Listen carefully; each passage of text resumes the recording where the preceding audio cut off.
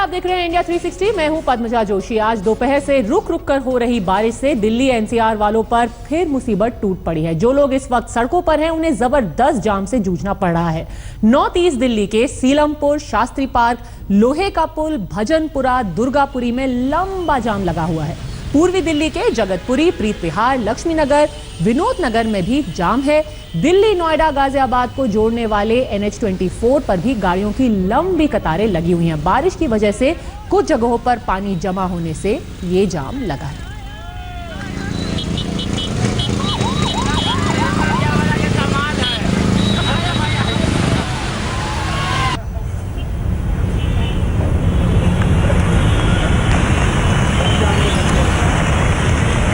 अभी कुछ ही दिनों पहले आपको याद होगा कि भयानक जाम हुआ था एनसीआर में, गुड़गांव में। उसके बाद बकायदा सरकार ने जायजा भी लिया था कि क्या गलती हो गई, कैसे जाम से बचा जा सकता है, पर उससे कुछ सबक नहीं सीखा है अभी तक, ना तो दिल्ली सरकार ने, ना ही एनसीआर में। ये अभी जो तस्वीरें आप देख रहे हैं वो मंडी हाउस में है।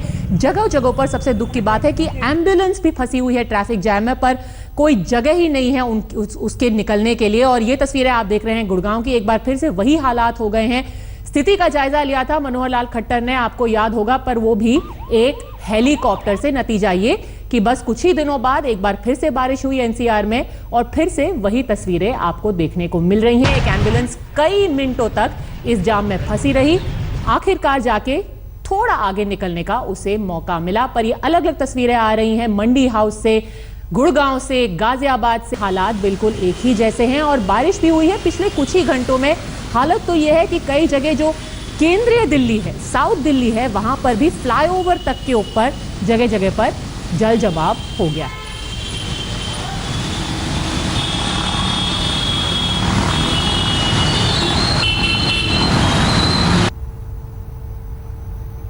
सबसे ज्यादा बुरी तरीके से कोई प्रभावित है तो वो इलाका है गुड़गांव का। यहां पर कई मिनटों तक जाम लगा रहा, कम से कम आधे घंटे तक लोग फंसे हुए थे। आपको याद होगा कि कुछ ही हफ्तों पहले हालात ऐसे हो गए थे कि लोगों को पूरी रात अपनी गाड़ी में ही बितानी पड़ी थी। उसके बाद अचानक से सरकार जागी तो जो गड्ढे थे उनको भरा गया।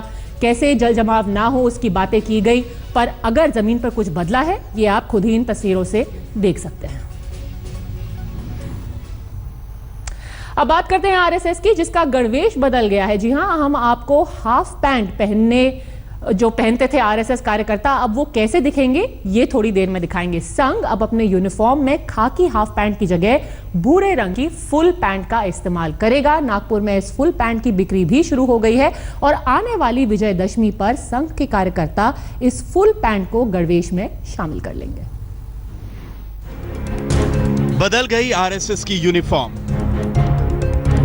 अब नए गणवेश में नजर आएंगे आरएसएस कार्यकर्ता। हाफ पैंट को आरएसएस ने दी विदाई, अब फुल पैंट पहनेंगे आरएसएस कार्यकर्ता। हाफ पैंट और सफेद शर्ट में आपने आरएसएस कार्यकर्ताओं को अक्सर देखा होगा, मगर अब इस हाफ पैंट को छोड़कर आरएसएस ने फुल पैंट अपना ली है। देखिए, इस नए गणवेश की नागपुर में बिक्री भी शुरू हो चुकी है। ये आरएसएस कार्यकर्ता अपने लिए फुल पैंट लेने आए हैं। दरअसल संघ चाहता है कि सारे स्वयंसेवक आने वाले दशहरे के मौके पर यानी विजयादशमी पर पहली बार इस गणवेश को धारण करें। इसके पहले भी संघ ने निक्कर को बदलने के बारे में सोचा था। विरोधियों ने भी कई बार पुराने फैशन के निक्कर पर चुटकुलों के जरिए निशाना साधा था। संघ का पहले मानना था कि विषम परिस्थितियों में सेवा कार्य के दौरान हाफ पैंट काफी सहायक होती है, मगर अब संघ ने तय कर लिया है कि संघ के कार्यकर्ता अब फुल पैंट पहनेंगे। आपको बता दें कि संघ की स्थापना साल 1925 में हुई थी। इसके बाद कई बार संघ का गणवेश बदला है। शुरुआत में पूरा यूनिफॉर्म खाकी था। साल 1939 तक शर्ट खाकी ही हुआ करती थी। साल 1940 में सफेद शर्ट आई। 2010 में आरएसएस के कार्यकर्ता काली टोपी, सफेद शर्ट, कपड़े की बेल्ट, खाकी हाफ पैंट, सामान्य मोजे, सामान्य चमड़े के जूते पहनते थे। मगर 2016 में काली टोपी, सफेद शर्ट, कपड़े की बेल्ट, भूरे रंग की फुल पैंट, सामान्य चमड़े के जूते पहनेंगे। यानी वक्त के साथ संघ ने भी ये महसूस किया कि कार्यकर्ताओं को हाफ की जगह फुल पैंट पहनना चाहिए। आज तक ब्यूरो।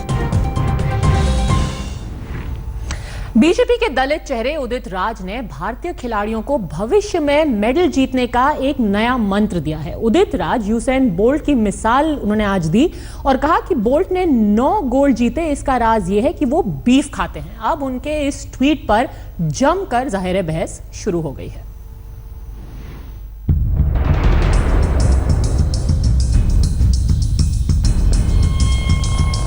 नेगेटिव डाल देंगे आप। बीजेपी सांसद का बोल्ट मंत्र,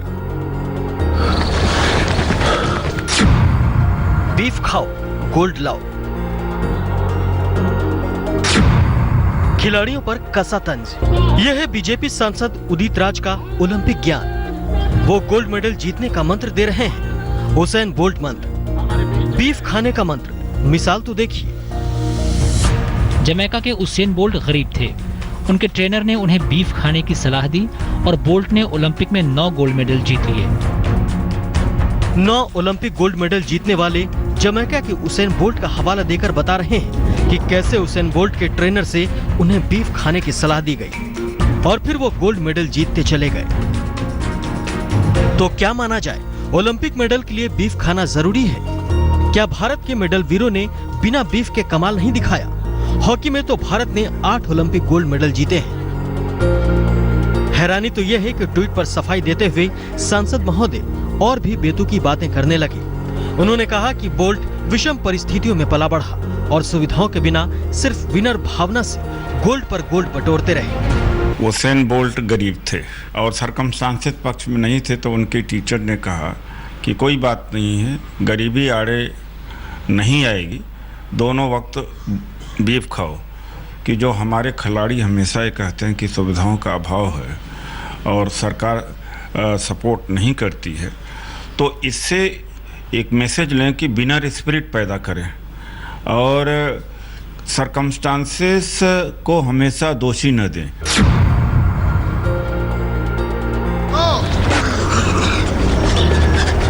क्या हुसैन बोल्ट की मिसाल देकर सांसद महोदय खिलाड़ियों को बहानेबाज बता रहे हैं, जो सिर्फ सिस्टम का रोना रोते हैं, मेडल नहीं ला पाते हैं? दिल्ली से अशोक सिंघल के साथ आज तक ब्यूरो। ये जबकि पूरी दुनिया में अब और ज्यादा एथलीट्स वेजिटेरियन बन रहे हैं और उसके बावजूद मेडल भी जीत रहे हैं। अब बात करते हैं केंद्रीय मंत्री महेश शर्मा की, जिन्होंने एक और अजीबोगरीब नसीहत दी है।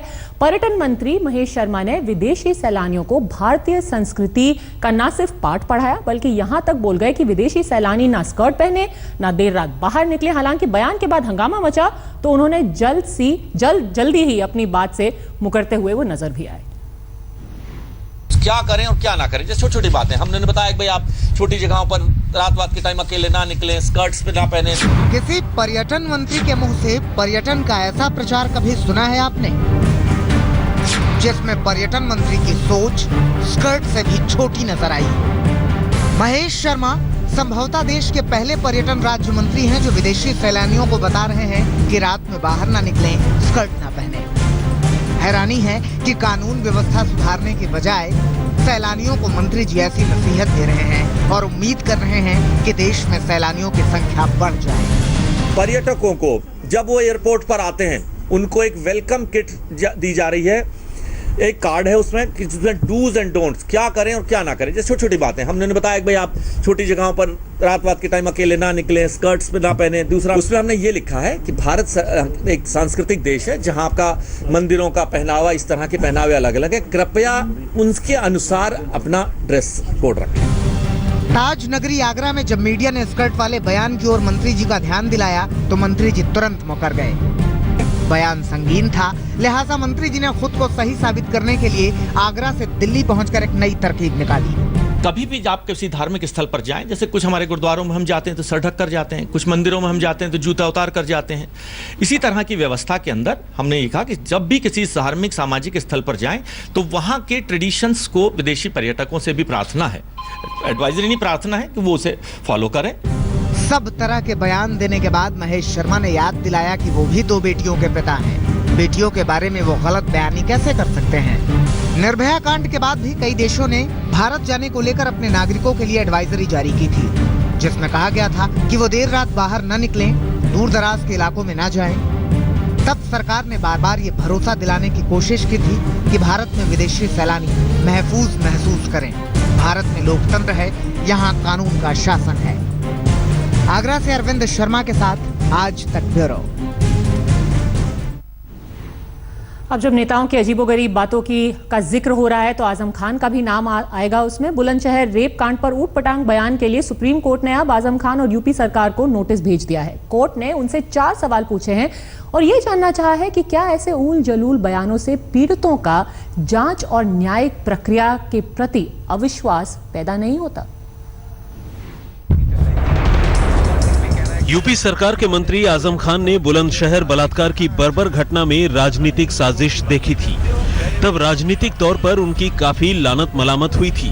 अब देश की सबसे बड़ी अदालत ने उन्हें और यूपी सरकार को जमकर लताड़ा है। सुप्रीम कोर्ट ने बुलंदशहर बलात्कार कांड पर आजम खान और यूपी सरकार से तीखे सवाल पूछे हैं। क्या बलात्कार को साजिश कहना अभिव्यक्ति की आजादी है या संवैधानिक करुणा के मूल्यों की हार? आजम खान जैसे राजनेताओं के बयान जांच और पूरी व्यवस्था के प्रति अविश्वास पैदा करते हैं। क्या कोई नेता बलात्कार की घटना पर ऐसे बयान दे सकता है जब उनका उससे कोई सीधा लेना देना नहीं है? अगर सत्ता में बैठा कोई व्यक्ति बलात्कार पर ऐसे बयान देता है तो इससे जांच को लेकर पीड़ित का भरोसा हिल सकता है। देश की सबसे बड़ी अदालत ने फॉली एस नारीमन को ये जांच करने के लिए नियुक्त किया है कि ऐसे बयानों से पीड़ित का जांच के प्रति किस हद तक भरोसा टूटता है। सुप्रीम कोर्ट ने जो किया उससे संतुष्ट हैं। तब कहा था उसी भाव से अब कह देते हैं। हम चाहते हैं कि बलात्कार की सजा वो होना चाहिए जो इस्लाम ने तय की है, संसार कर देने वाली, और एक सप्ताह के अंदर फैसला हो जाना चाहिए। इसके बाद कोई अगर पीड़िता ये समझती है कि हमने उसके जज्बात के खिलाफ कहा है तो इसका सवाल ही नहीं उठता। हमने तो बस इतना कहा, तब भी अब भी कहेंगे और आगे भी कहेंगे कि एक दिन में 5 वारदात एक ही किस्म की हुई, एक ही तरह की। तो सरकार का ये दायित्व बनता है और सरकार के एक जिम्मेदार मंत्री की हैसियत से मेरा व्यक्तिगत दायित्व बनता है कि मैं ये जानकारी लूं कि इसके पीछे का सच क्या है। पिछले दिनों बुलंदशहर की सनसनीखेज बलात्कार की घटना पर बवाल हुआ था। उत्तर प्रदेश की कानून व्यवस्था से लेकर आरोपियों को पकड़े जाने में हुई देरी पर भी सवाल उठे थे और तभी आजम खान ने घटना को राजनीतिक साजिश कहकर घोर संवेदनहीनता का परिचय दिया था, जिसकी हर पार्टी ने निंदा की थी। अब वो और उनकी सरकार सुप्रीम कोर्ट के सवालों के घेरे में हैं। आज तक ब्यूरो। कश्मीर को लेकर पिछले कुछ दिनों से सरकारी स्तर पर जो कोशिशें चल रही थीं उसका नतीजा आखिरकार नजर आने लगा है। 3 थाना क्षेत्र को छोड़कर घाटी से कर्फ्यू हटा लिया गया है। वहीं सियासी पहल के तौर पर 4 सितंबर को एक सर्वदलीय प्रतिनिधिमंडल भी भेजने का ऐलान हुआ है।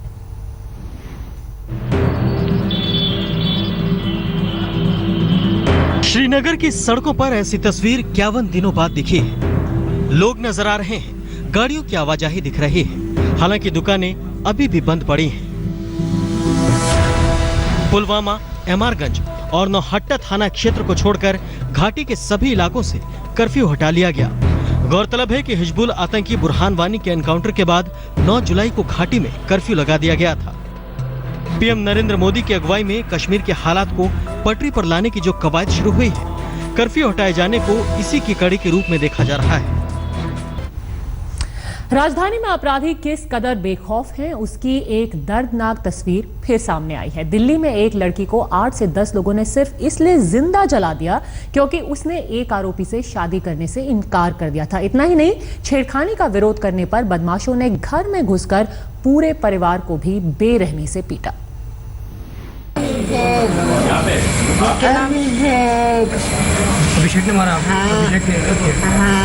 जिस्म ही नहीं, रूह में फफोले पड़ गए हैं। पूरे बदन पर पट्टियों की परत चढ़ी है। अस्पताल की चारपाई पर जिंदगी की जंग लड़ रही इस लड़की के साथ कई ऐसे लोग हैं जिनके बदन पर जख्मों के निशान हैं। आप जानते हैं, दिल्ली के मुकंदपुर में इस लड़की को सिर्फ इसलिए जिंदा जलाने की कोशिश हुई क्योंकि इसने छेड़खानी का विरोध किया था। छेड़खानी का विरोध करने के बाद अपराधियों ने इसके घर में घुसकर परिवार वालों को जमकर पीटा और लड़की के ऊपर मिट्टी का तेल डालकर उसे जिंदा जलाने की कोशिश की। 70% जल चुकी लड़की को बाबू जगजीवन राम अस्पताल में भर्ती कराया गया। हालात गंभीर होने पर उसे एलएनजेबी अस्पताल में रेफर कर दिया गया। घटना के वक्त आरोपी अभिषेक अपने दूसरे दोस्तों के साथ लड़की के घर पहुंचा और उसके बाद उसने केरोसिन डालकर लड़की को आग के हवाले कर दिया। डॉक्टरों का साफ तौर पर कहना है कि लड़की की हालत अभी भी गंभीर है और उसका इलाज चल रहा है। अस्पताल में कराहती जिंदगी और मौत के बीच जूझती इस लड़की की इस हालत का जिम्मेदार पड़ोस का ही एक लड़का है। शादी करने के लिए बोला, मैंने मना कर दिया। मैं मना करी थी, कह रहा सबको मारूंगा, सबको जला दूंगा। दिला दी हाँ और दिया। आरोपी अभिषेक दूध की डेयरी चलाता है।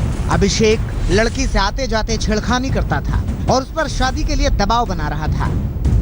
बाद में बताया कि यार ये लड़का है और ये मैसेज से भेजता है। कौन लड़का है? अभिषेक इसका नाम है। गली में भी तंग कर। 27 अगस्त दिन शनिवार रात 8 बजे बहन के साथ लगातार छेड़खानी से तंग आकर उसका भाई धर्मेंद्र अभिषेक को उसकी डेयरी पर समझाने पहुंचा था। यहां कहा सुनी के बाद अभिषेक ने अपने चाचा और 7 दोस्तों के साथ उसके घर पर हमला बोल दिया। पहले बेरहमी से लड़की के भाई और मां को पीटा, उसके बाद लड़की के ऊपर केरोसिन डालकर जिंदा जलाने की कोशिश की। फिलहाल पुलिस ने आरोपी अभिषेक, उसके चाचा विजय समेत 3 आरोपियों को गिरफ्तार कर लिया है। बाकी की पहचान और गिरफ्तारी बाकी है। दिल्ली के मुकुंदपुर में जिस तरह से लड़की से दरिंदगी की गई, उससे इंसानियत एक बार फिर शर्मसार हो गई है। बहरहाल इस सिलसिले में पुलिस ने मामला दर्ज कर आरोपियों को तो गिरफ्तार कर लिया है, लेकिन अभी भी कुछ आरोपी पुलिस की गिरफ्त से बाहर हैं। कैमरा पर विश्वास, राजेंद्र स्वामी और रामकिंकर सिंह के साथ चिराग गोठी, दिल्ली आज तक। वहां मुंबई में करीना कपूर खान रैंप पर उतरी। यूं तो वो इससे पहले भी कई बार रैंप पर आ चुके हैं, लेकिन इस बार खास बात ये रही कि करीना मां बनने वाली है। उनकी प्रेगनेंसी की खबरों के बाद पहली बार वो रैंप पर आई हैं। इन तस्वीरों के साथ आपको छोड़ जा रहे हैं। आप देखते रहिए आज तक।